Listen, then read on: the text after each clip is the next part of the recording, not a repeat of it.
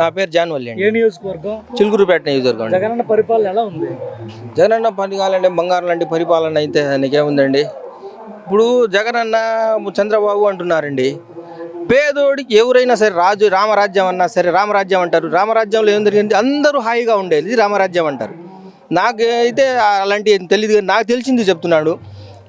ప్రతి పేదవాడికి అన్నము, కూడు, గుడ్డ, నీడు, ఉండటానికి ఇల్లు, చదువు, ఇవన్నీ మనం పేదోడికి ఏం లేదు, ఆసుపత్రిది ఇయేగా పేదోడికి కావాల్సింది.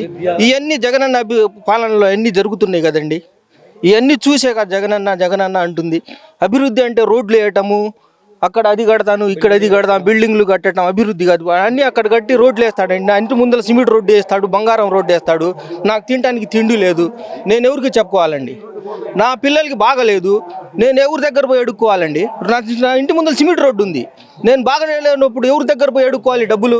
నా సంపదన ఎంత? నేను ట్రాఫిక్ పనికి వెళ్ళి 500, 600 సంపాదించుకుంటూ ఉంటాను. మరి ఎక్కడి నుంచి వస్తాయండి ఇవన్నీ? 20 లక్షలు, 25 లక్షల రూపాయలు ఆరోగ్యశ్రీ పెట్టి మన అన్నీ చూపిస్తున్నాడు కదండి.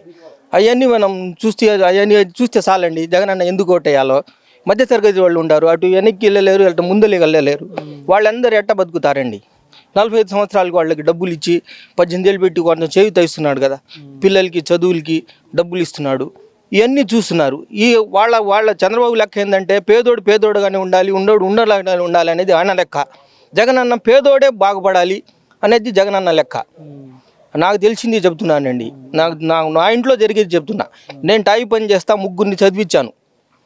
3 కూడా డిగ్రీలు. మా అబ్బాయి సాఫ్ట్వేర్ ఇంజనీర్, ఒక అమ్మాయి పీజీ చేసింది, ఒక అబ్బాయి సాఫ్ట్వేర్ అయిపోయింది. ఇది చేశానంటే వైఎస్ రాజశేఖర గారి 4% రిజర్వేషన్ ముస్లింకి ఇవ్వబట్టే మేము ఇలా బతికి, నేను పిల్లలు ఉద్యోగాలు చేసుకుంటున్నారు. పిల్లలు 3 కూడా మనం ఒక స్థాయిలో ఉండాం అంటే అది మన రాజశేఖర రెడ్డి గారి ఆయన దేవుళ్ళ. మన ముస్లిమ్స్కి అయితే ఆయనకి ఎప్పుడు మర్చిపోలేము, మన గుండెల్లో ఉంటాడు ఆయన. అంతకు మించి కూడా మా జగనన్న చేస్తున్నాడు, మేము మర్చిపోలేమండి.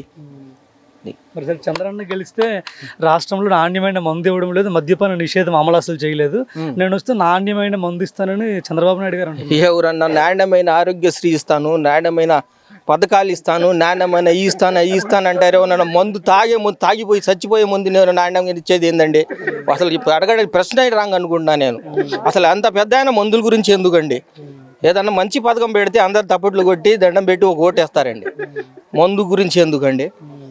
ఇంకేం చెప్పాలండి నేను. నియోజకవర్గంలో ఎమ్మెల్యేగా ఎవరు గెలవబోతున్నారు? కావటి మనోహర్ నాయుడు అనండి. తిరిగేముందండి, అక్కడ నిలబడుతుంది కావటి మనోహర్ నాయుడు కాదు, జగనన్న అని గుర్తుపెట్టుకోవాలి. జగన్ని చూసి ఓడిపడిన కావటి కావచ్చు, ఇంకోళ్ళు నిలబడవచ్చు, కానీ ప్రతి ఒక్క నియోజకవర్గంలో జగనన్నే నిలబడుతున్నారండి ప్రజల నమ్మకం. ఆయన ఫోటో మీద ఎన్నికలు జరుగుతున్నాయి అంతే. ప్రతి నియోజకవర్గంలో, ప్రతి పార్లమెంట్లో కూడా జగనన్నే చూసేస్తారు. అక్కడ ఎవరు నిలబడుతున్నారా, ఉన్నోడు ఉన్నాడా, లేడు ఉన్నాడా, మన కులమోడా, పక్క కులమోడా, ఇవన్నీ మనకు అవసరం లేదండి. మన జగనన్న ఫోటో చూసే మనం ఓటేస్తున్నాం. మరి ఎంత మెజార్టీతో గెలవబోతున్నారు జగనన్న? ఎన్ని సీట్లు అంటారా? జగనన్నకి ఏమండి అసలు 160, 170 వచ్చినా అసలు ఆశ్చర్యపడాల్సిన అవసరం లేదండి. మీ పేరండి? నా పేరా నూతకి సామ్యాలండి.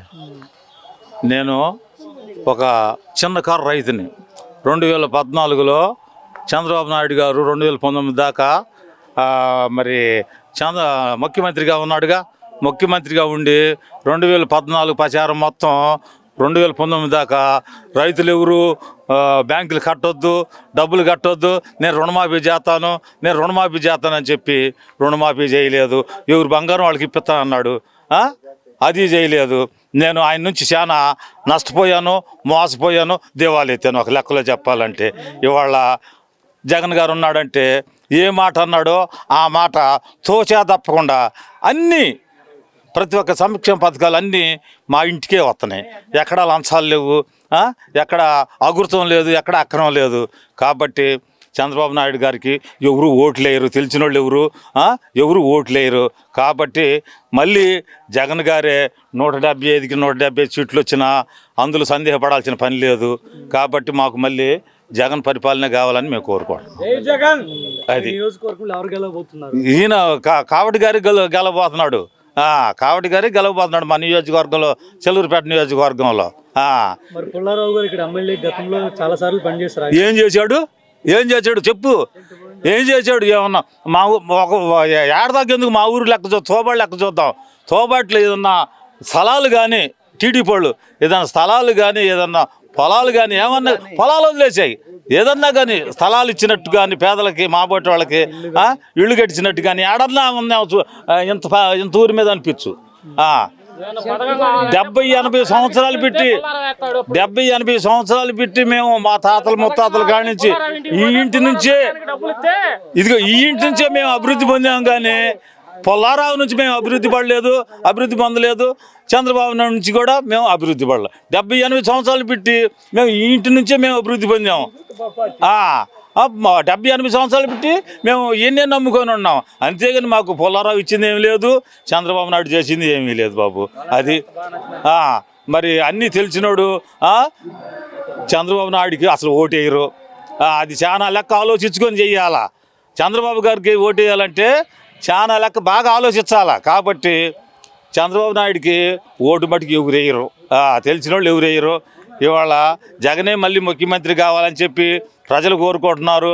175కి 175 సీట్లు రావాలని కోరుకుంటున్నారు. 175కి 170 వచ్చినా సందేహపడాల్సిన పని లేదు. అది